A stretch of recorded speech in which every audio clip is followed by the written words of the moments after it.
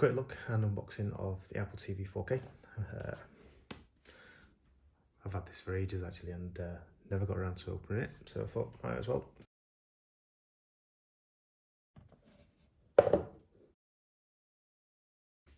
Comes with obviously Apple TV. It's quite nice. It's got a slightly raised base, so hopefully stop it scuffing. Comes with a Siri enabled remote. Quite nice. This is the thing with Apple products. They're very sleek, well made, feel nice in the hand, very tactile. Makes you want to use it.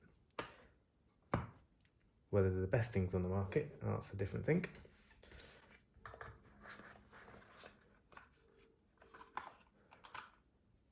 Power cable, obviously it's UK, so it's a 3-pin plug with a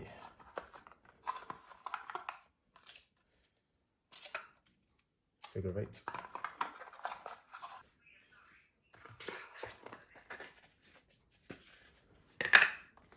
Paperwork, obviously.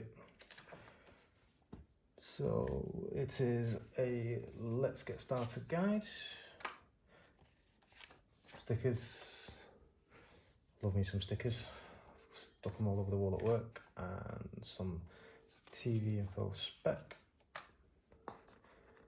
Lightning cable. How long will this last?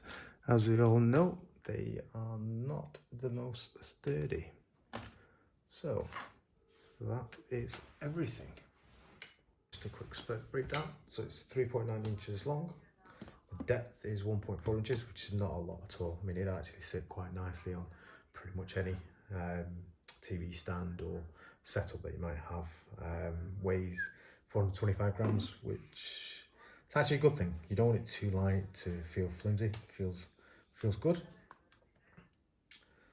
The remote is 45 grams. Again, this is the build quality. It feels nice in the hand. It's something that you want to use.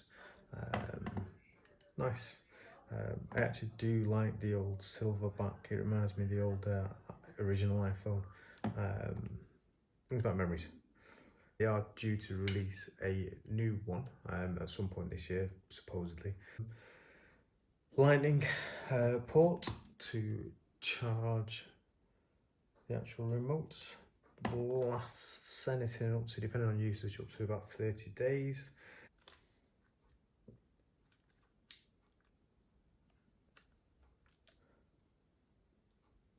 Ooh. Does feel good when you unwrap.